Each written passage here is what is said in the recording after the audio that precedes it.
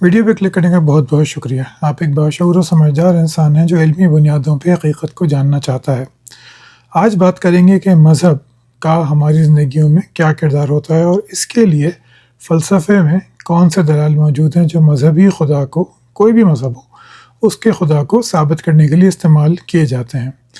تو مذہب ہماری زندگیوں میں کیا کام کرتا ہے؟ بہت ہی اہم سوال ہے۔ مذہب ہم کو مطلب دیتا ہے، میننگ دیتا ہے، ہمیں یہ بتاتا ہے کہ اخلاقیات کیا ہوتی ہیں، ہمیں یہ بتاتا ہے کہ ہمیں دنیا میں رہنا کس طرح ہے، اس دنیا سے جانے کے بعد ہمارے ساتھ کیا ہوگا، اس دنیا میں ہمارے ساتھ جو کچھ ہوتا ہے یا ہم جو کرتے ہیں وہ بھی کسی کنویں میں نہیں چلا جاتا، بلکہ اس کے بھی کانسیکوینسز، اس کے بھی نتائج بہرحال نکلیں گے۔ اس دنیا میں بھی نکل سکتے ہیں اور آخرت میں، آنے والی دنیا میں ضرور نکلیں گے۔ اس مذہب نے ہی انسان کو بڑی بڑی چیزیں دی۔ ہمارا اول ترین ادب، یا کہنا چاہیے کہ کامل ترین ادب بھی کسی بھی زبان میں مذہب سے ہی وجود میں آیا۔ سائنس، ٹیکنالوجی، یہ بھی مذہب کی ہی مرہون منت ہے۔ سائنس پیدا ہوئی اس لیے کہ مذہب نے بتایا کہ خدا نے بنایا ہے یہ سب کائنات کو، تو انسان نے اس کی کھوج کرنے کی کوششیں شروع کی۔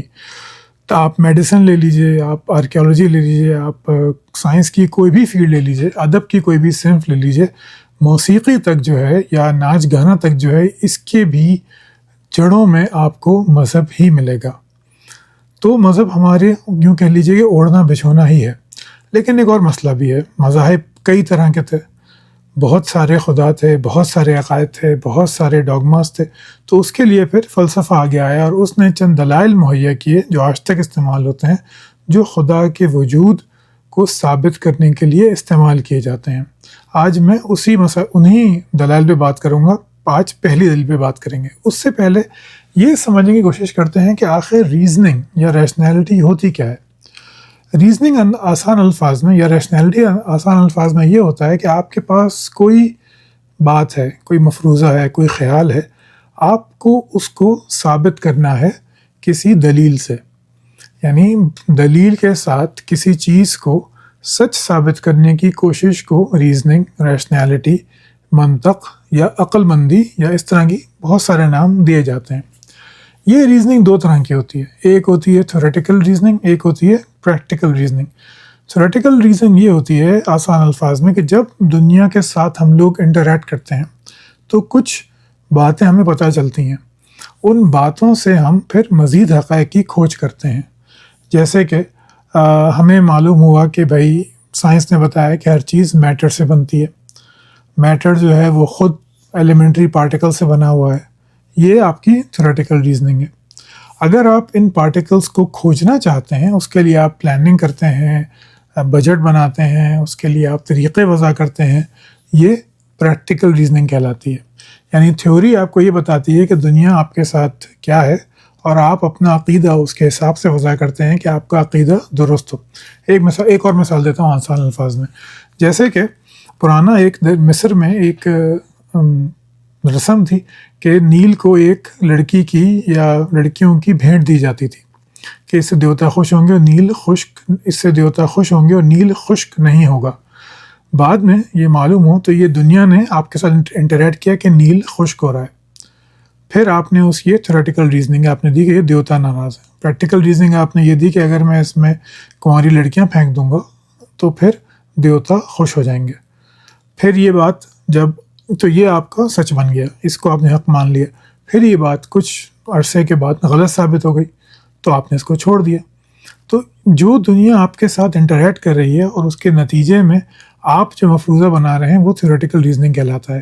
پھر اس تھیوریٹیکل ریزننگ کو پروف کرنے کے لیے جو آپ طریقہ اپناتے ہیں وہ پریکٹیکل ریزننگ کہلاتا ہے۔ اس کو اس طرح سمجھیے۔ آگے چلتے ہیں۔ اب پھر یہ تو دو قسمیں ہو گئیں۔ اس کے بعد منطق آ جاتی ہے کہ بھائی ہم کسی چیز کو آخر ریزننگ کریں کس طرح۔ تو اس کی بھی تین مشہور قسمیں ہیں۔ ایک ہوتی ہے ڈیڈکٹیو لاجک، یا یہ کہ استقرائی منطق۔ یہ آپ کو سچ بتاتی ہے۔ اس میں یہ ہوتا ہے کہ آپ دو پریمس لیتے ہیں یا دو سے زیادہ پریمس لیتے ہیں اور پھر اس سے کنکلوژن نکالتے ہیں۔ ڈیڈکٹیو نالج آپ کو، یا ڈیڈکٹیو ریزننگ آپ کو کوئی نئی بات نہیں بتاتی، یہ وہی بات آپ کو بتاتی ہے جو آپ پہلے سے جانتے ہوتے ہیں۔ لیکن اس میں جو خاص بات ہے وہ یہ ہے کہ یہ کمزور زیادہ کمزور یا بہت مضبوط نہیں ہوتی، یا تو صحیح ہوتی ہے یا غلط ہوتی ہے۔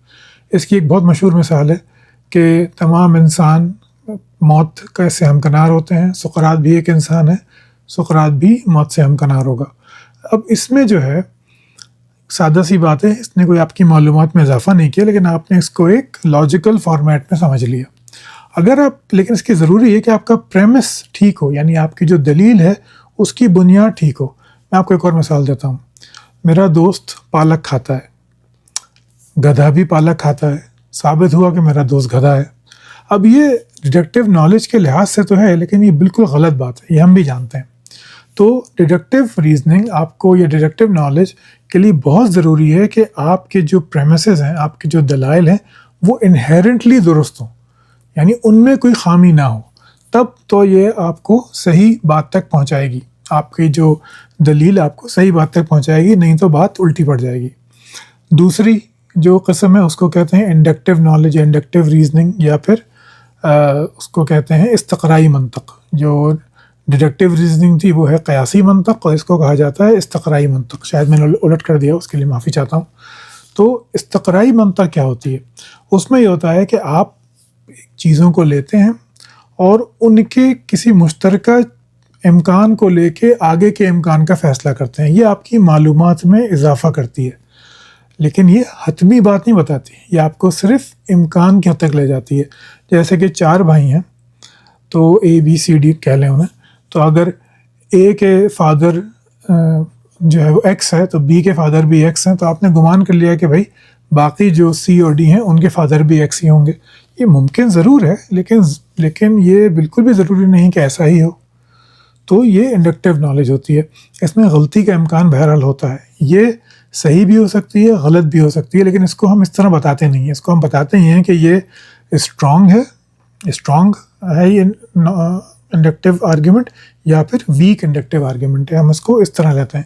ایک اور آرگیومنٹ ہوتا ہے، اس کو کہتے ہیں ایبڈکٹیو نالج یا ایبڈکٹیو ریزننگ۔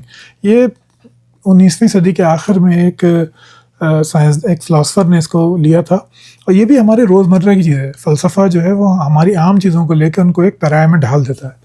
تو انہوں نے یہ بتایا کہ ابڈکٹیو ریزننگ یہ ہوتی ہے کہ آپ کسی بھی ایونٹ کا، کسی بھی چیز کی بیسٹ ایکسپلینیشن کو لے لیں، یا اس کو دوسرے الفاظ میں یہ کہتے ہیں کہ ایویڈنس وداؤٹ ریزنیبل ڈاؤٹ، کہ آپ کے پاس کسی کو سچ ماننے کا 100% تو ذریعہ کبھی ہو ہی نہیں سکتا، لیکن اس کی بیسٹ ایکسپلینیشن جو آپ کو مل رہی ہے وہی درست ہوتی ہے۔ یہ انڈکٹیو نالج کی ٹائپ ہے، آپ کو حتمی سچ نہیں بتاتی، لیکن آپ کو ایک اس کا ایکسپلینیٹری ہائپوتھیسس دے دیتی ہے کہ یہ اس طرح ہے۔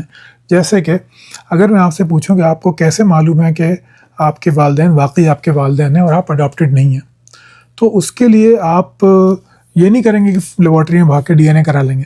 آپ یہ کریں گے کہ بھائی میں ان کے گھر پیدا ہوا، میری بچپن کی تصویریں ان کے ساتھ ہیں، میرے ساتھ انہوں نے اچھا سلوک کیا، مجھے پڑھایا لکھایا، ضرورتوں کا خیال کیا، جو ہے وہ میری فکر ہے انہیں، مجھے اندازہ ہوتا ہے کہ مجھ سے بہت محبت بھی ہے۔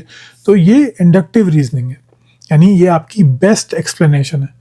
اگر آپ کا ڈی این اے ہو گیا اور وہ بات غلط ثابت ہو گئی تو پھر وہ بات بدل جائے گی، لیکن بیسٹ ایکسپلینیشن جو ہو کسی بھی چیز کے بارے میں، اس کو ہم سچ مان لیتے ہیں، اور یہ ایبڈکٹیو ریزننگ کہلاتی ہے۔ اب سوال ہی پیدا ہو جاتا ہے کہ پھر بیسٹ ایکسپلینیشن کیا ہوتی ہے؟ بھائی بیسٹ ایکسپلینیشن جو ہے اس کو بھی تو آپ کو ڈیفائن کرنا پڑے گا نا۔ اگر آپ اس کو ایک سچ کا معیار مان رہے ہیں تو آپ کو بتانا پڑے گا کہ یہ کیا چیز ہوتی ہے۔ بیسٹ ایکسپلینیشن ہوتی ہے علم کی مرہون منت۔ جیسے ہم جب چھوٹے ہوتے تھے، ہم نے پوچھا کہ بھائی امی میں کہاں سے آیا ہوں، تو کوئی بھی بات بتا دی کہ بھائی فلاں کی دعا تھی، فلاں بزرگ چھوڑ کے گئے تھے، پریاں چھوڑ کے گئی تھیں، کوئی بھی بات بتا دیں، آپ اسے صحیح مان لیتے ہیں۔ کیونکہ آپ کا علم کم ہوتا ہے، آپ کا شعور کم ہوتا ہے۔ تو بیسٹ ایکسپلینیشن جو ہوتی ہے وہ علم کے ساتھ بدلتی رہتی ہے۔ جیسے کہ ایک عام انسان کے لیے اگر قرآن میں لکھا ہے تو ٹھیک ہے، بیسٹ ایکسپلینیشن اس کے لیے وہ ٹھیک ہے، لیکن اگر کوئی ریشنلسٹ ہے، ملحد ہے، یا فلسفی ہے، تو یا کسی اور فرقے سے، مذہب سے تعلق رکھتا ہے، وہ پھر اس کے لیے وہ بیسٹ ایکسپلینیشن نہیں ہے کہ قرآن میں لکھا ہے تو کیا ہوا، مطلب آئی ڈونٹ بلیو ان قرآن۔ تو جو بھی چیزیں ہوتی ہیں وہ آپ کے حالات کے حساب سے، زمانے کے اعتبار سے، اور آپ کے علم کے اعتبار سے بیسٹ ایکسپلینیشن مانی جاتی ہیں۔ جو عمومی بیسٹ ایکسپلینیشن پوری دنیا میں مان لی جائے عمومی طور پہ، وہ پھر جو ہے اس کو آپ مان لیتے ہیں۔ صحیح مان لیتے ہیں، سچ کا معیار مان لیتے ہیں. تو یہ ابڈکٹیو ریزننگ ہوتی ہے. اب آئیے خدا کے لیے دلائل کی طرف. خدا کے دلائل کی جب ہم دیتے ہیں تو اس کی بھی دو قسمیں ہوتی ہیں.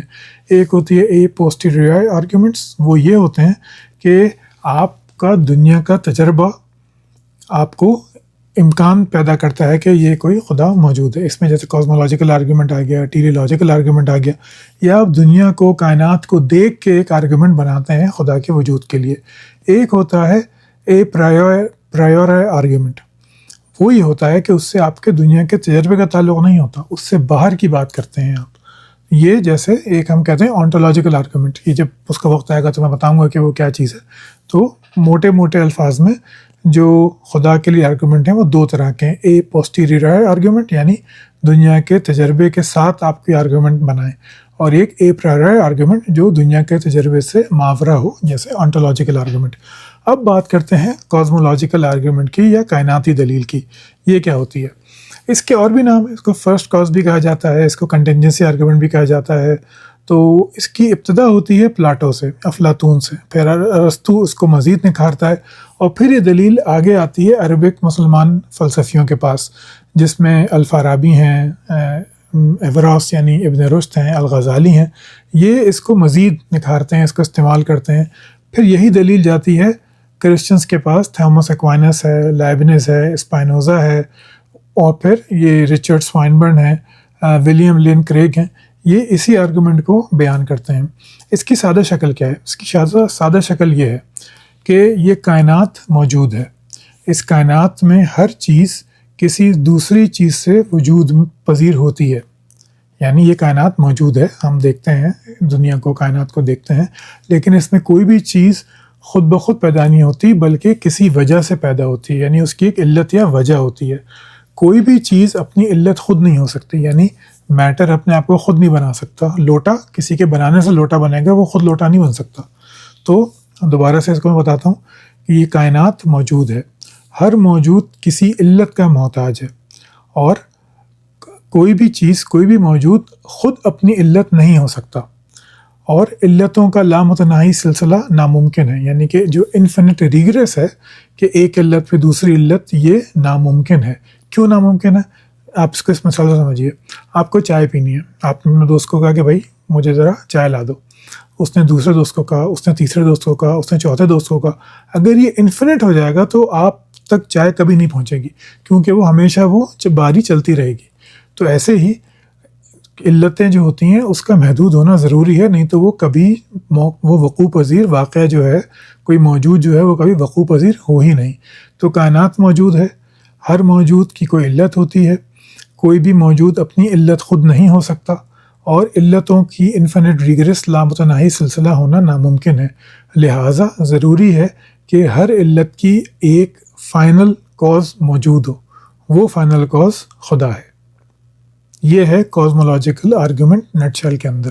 باقی اس کی فروعات بہت ساری ہیں، لیکن یہ بہرحال یہی ہے. اب اس آرگیومنٹ پہ تھوڑی سی تنقید کرتے ہیں کہ اس سے کیا خدا ثابت ہو جاتا ہے.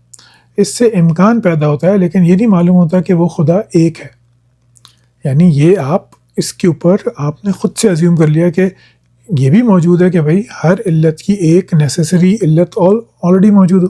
جیسے ہمارے پاس 4 فورسز ہیں نیچر میں یا لاز آف فزکس میں، تو یہ عین ممکن ہے کہ ہر فورس کی جو علت ہے وہ ایک مخصوص ہو. ان کا ایک ہونا ضروری نہیں ہے. یہ کائنات جو ہے اس میں ضروری نہیں کہ ایک ہی علت موجود ہو. وہ ایک آپ نے ڈالا ہے اس کے اندر. یہ آرگومنٹ آپ کو نہیں بتا رہا. آپ نے ڈالا ہے کہ ہر علتوں کی مخصوص ایک علت ہونا ضروری ہے. یہ اس آرگومنٹ میں نہیں ثابت کر سکتے، یا باہر سے لاتے ہیں. پھر یہ بھی اس میں آ جاتا ہے کہ بھائی یہ کیوں نہیں ہو سکتا کہ یہ علت خود میٹر ہو. یعنی کہ اگر ہم یہ کہیں کہ یہ انرجی تھی، پھر وہ میٹر بن گئی، میٹر سے کائنات بن گئی، تو یہ غلط کیوں ہے؟ یہ بھی آرگومنٹ اس کو نہیں بتاتا.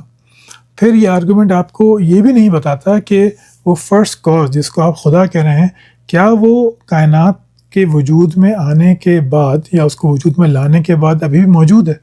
یہ آپ کو نہیں بناتا.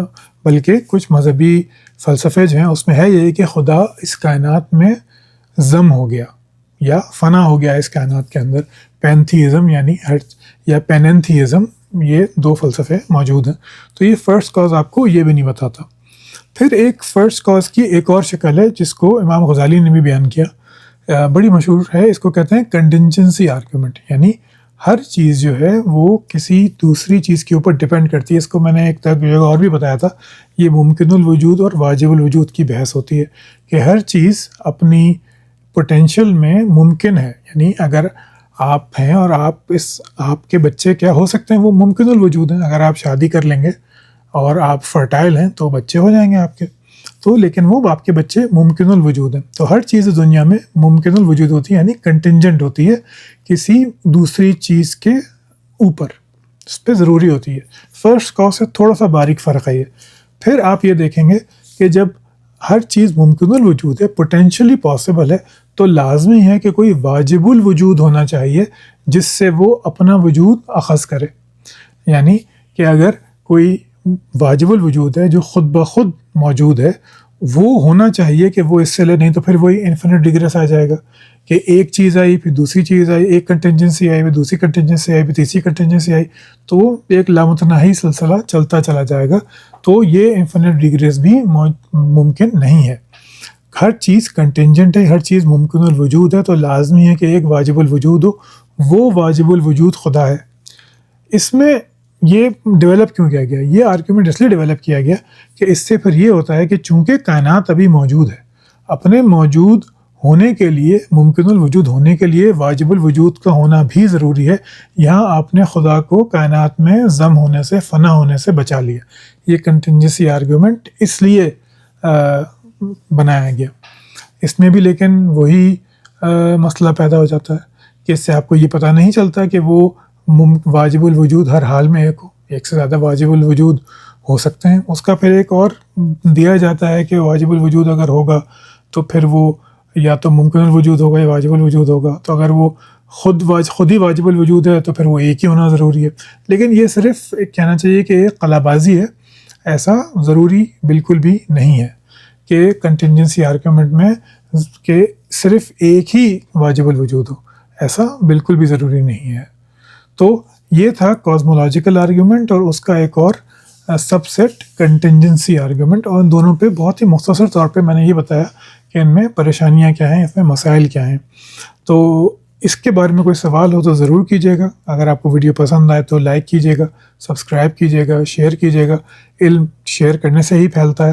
اور کوئی سوال ہو تو دوبارہ سے عرض کر رہا ہوں کہ ضرور کیجیے گا. مجھے بڑی خوشی ہوتی ہے کہ جب مجھے سوال بھیجے جائیں, اس سے میرا علم بھی بڑھتا ہے, مضبوط ہوتا ہے. چلیے دوسرے آرگیومنٹ کے ساتھ کسی اور ویڈیو میں آپ سے ملاقات ہوگی. جب تک اپنا خیال رکھیے گا. اللہ حافظ.